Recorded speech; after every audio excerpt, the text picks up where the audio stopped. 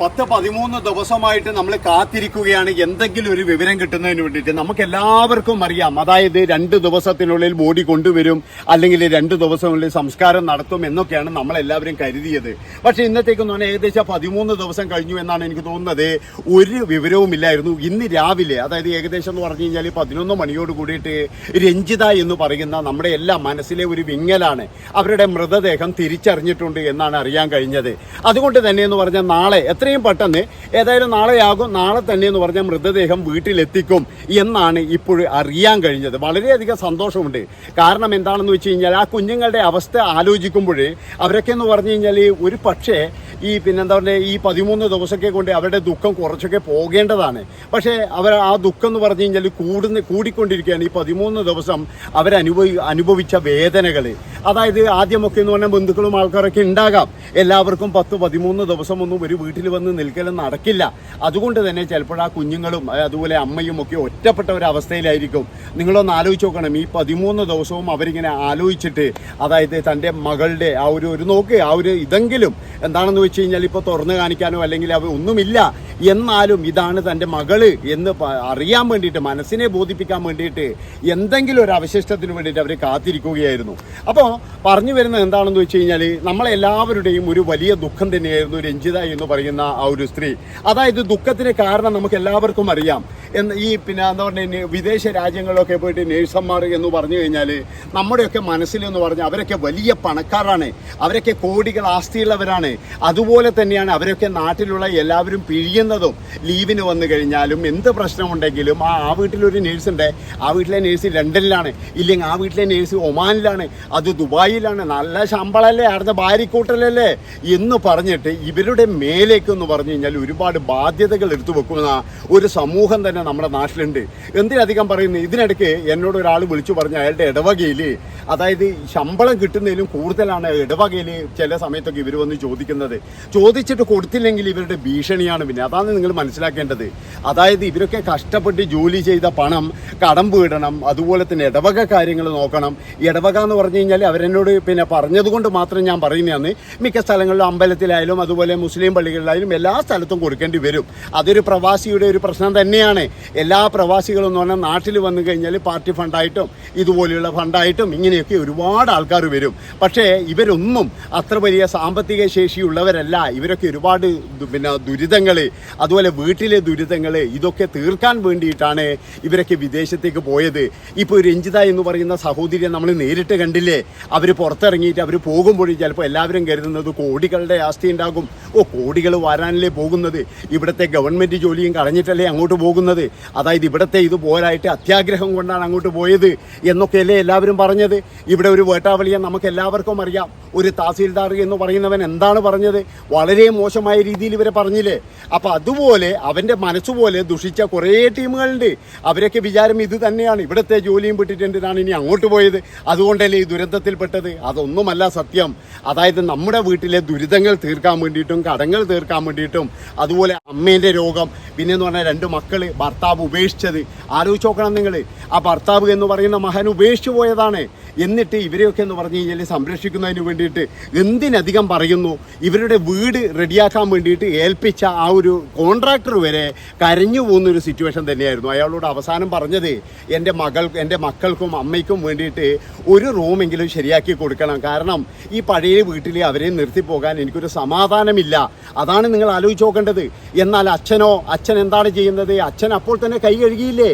അച്ഛൻ അപ്പോൾ ഡിവോഴ്സും വാങ്ങിച്ച് പോയിട്ട് അയാളുടെ ജീവിതം അർമാദിച്ച് തീർക്കുമ്പോൾ ഇവിടെ 2 മക്കളെയും കൊണ്ട് കഷ്ടപ്പെടുന്നത് ഈ രഞ്ജിത എന്ന് പറയുന്ന സ്ത്രീയാണ്.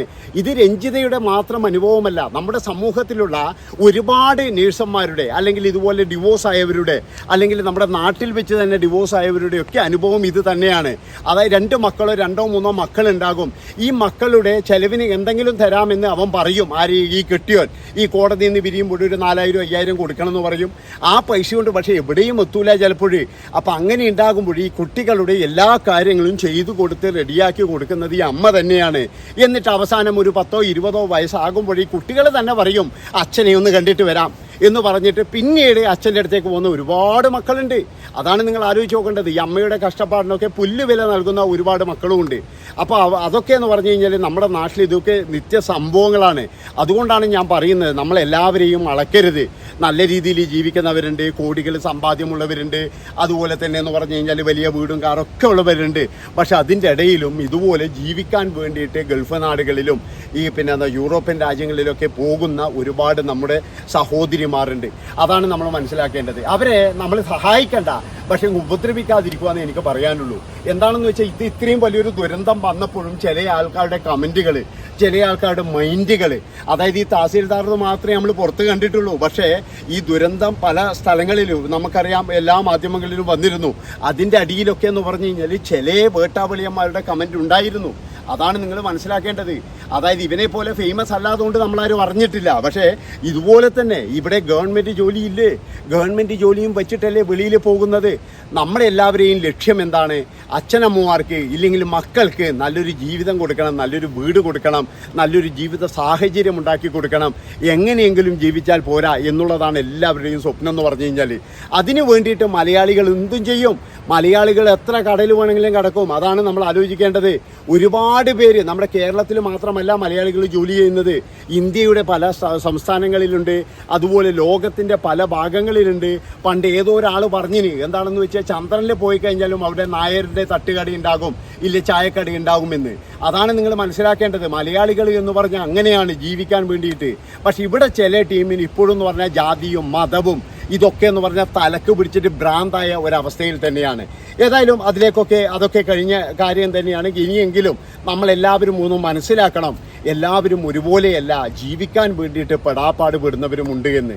ഏതായാലും ഈ ഒരു മൃതദേഹത്തിൻ്റെ കാര്യങ്ങളൊക്കെ അറിഞ്ഞു, അത് തിരിച്ചറിഞ്ഞു എന്ന് അറിഞ്ഞതിൽ വളരെയധികം സന്തോഷം. ഇനിയെങ്കിലും ആ കുഞ്ഞുങ്ങൾക്ക് അതിൻ്റെ സംസ്കാരവും കാര്യങ്ങളൊക്കെ കഴിഞ്ഞാൽ ആ കുഞ്ഞുങ്ങൾക്ക് കർമ്മങ്ങളും കാര്യങ്ങളൊക്കെ കഴിഞ്ഞ് അവർക്ക് പതിയെ അത് മറക്കണം. അല്ലാതെ എന്ന് പറഞ്ഞാൽ അവർക്കിപ്പോഴെന്ന് പറഞ്ഞാൽ അമ്മ പോയതുകൊണ്ട് എന്ന് പറഞ്ഞാൽ അവർക്ക് അതിൻ്റെ കൂടെ പോകാൻ കഴിയില്ല. അവർക്ക് ജീവിച്ചേ മതിയാവൂ. അതാണ് നമ്മൾ ആലോചിക്കേണ്ടത്. അതുകൊണ്ട് തന്നെ എന്ന് പറഞ്ഞാൽ പരമാവധി ആൾക്കാരെല്ലാവരും പോയിട്ട് അവരെ സമാധാനിപ്പിക്കാനും, അതുപോലെ തന്നെ ടീച്ചർമാരായി കഴിഞ്ഞാലും അവരെ ചേർത്ത് നിർത്താൻ വേണ്ടിയിട്ട്, സാധാരണ ഒരു അപകടം പോലെയല്ല. അതാണ് നമ്മൾ മനസ്സിലാക്കേണ്ടത്. എന്താണെന്ന് വെച്ചാൽ ഒരു വലിയൊരു ദുരന്തമാണ് നടന്നിരിക്കുന്നത്. അതായത് അപകടമെല്ലാം ഒരുപോലെ തന്നെ ആണെങ്കിലും ഇത് കുട്ടികളോട് ശരിക്കും കുട്ടികൾ സ്വപ്നത്തിൽ പോലും ഇത് വിചാരിക്കുന്നില്ല എന്നുള്ളതാണ്. സ്കൂളിൽ പോകുന്നു, അമ്മ വൈകുന്നേരം വിളിച്ചിട്ടുണ്ടാകും എന്നുള്ള ആ ഒരു ഇതിൽ വരുമ്പോൾ, ടി വിയിൽ കാണുന്ന വാർത്ത കണ്ടപ്പോൾ ആലോചിച്ച് നോക്കണം. ആ കുട്ടികളുടെ ഒരു മാനസികാവസ്ഥകളൊന്ന് ആലോചിച്ച് നോക്കണം. അതുപോലെ അവരെ എല്ലാവരും ചേർത്ത് നിർത്തുക തന്നെ വേണം. പിന്നെ എന്ന് പറഞ്ഞു കഴിഞ്ഞാൽ ആ കുട്ടികൾക്ക് വേണ്ട കാര്യങ്ങളൊക്കെ എന്ന് പറഞ്ഞു കഴിഞ്ഞാൽ ഇപ്പോൾ ടാറ്റ കമ്പനി ആയാലും ഇൻഷുറൻസ് ആയി കഴിഞ്ഞാലും അവർക്ക് അതിനു വേണ്ട എല്ലാ കാര്യങ്ങളും ചെയ്യും. അതുകൊണ്ട് തന്നെ എന്ന് പറഞ്ഞാൽ അവരുടെ ജീവിതം സുരക്ഷിതമാക്കണം. ഇതിൻ്റെ അകത്തും കൈയിട്ട് വരാനും അതുപോലെ അടുക്കാനൊക്കെ ഒരുപാട് ആൾക്കാരുണ്ടാകും. ഞാൻ ഇതിനു മുന്നേ തന്നെ വീഡിയോ ചെയ്തിട്ടുണ്ട്. ചിലപ്പോൾ തന്ത തന്നെ വരും എന്നുള്ളത്. പക്ഷേ കൃത്യമായിട്ട് ആലോചിച്ചതിന് ശേഷം ഇവരുടെ ആ ഒരു ജീവിതം മുന്നോട്ടുള്ളതിന് വേണ്ടിയിട്ട് എല്ലാവരും ചെയ്യുക എന്ന് മാത്രമേ എനിക്ക് പറയാനുള്ളൂ. പിന്നെ എന്ന് പറഞ്ഞു കഴിഞ്ഞാൽ നമ്മുടെ ഉദ്യോഗസ്ഥരായി കഴിഞ്ഞാലും അതുപോലെ നമ്മുടെ രാഷ്ട്രീയക്കാരായി കഴിഞ്ഞാലും എല്ലാവരും ഈ കുട്ടികളുടെ മേലെ ഒരു കണ്ണുണ്ടായിരിക്കണം എന്നാണ് എനിക്ക് പറയാനുള്ളത്. ഏതായാലും ഇനി എത്രയും പെട്ടെന്ന് ആ മൃതദേഹം നാട്ടിലേക്ക് എത്തട്ടെ. ഇത്രയും പറഞ്ഞുകൊണ്ട് ഈ ഒരു വീഡിയോ ഇവിടെ വെച്ച് വൈൻഡപ്പ് ചെയ്യാണ്. ഇഷ്ടപ്പെട്ട് കഴിഞ്ഞാൽ എല്ലാവർക്കും ഷെയർ ചെയ്ത് കൊടുക്കുക. അതുപോലെ തന്നെ ഒരു ലൈക്ക്, ഒരു കമൻറ്റ് നിർബന്ധമായിട്ട് നിങ്ങൾ തരണം. നന്ദി, നമസ്കാരം.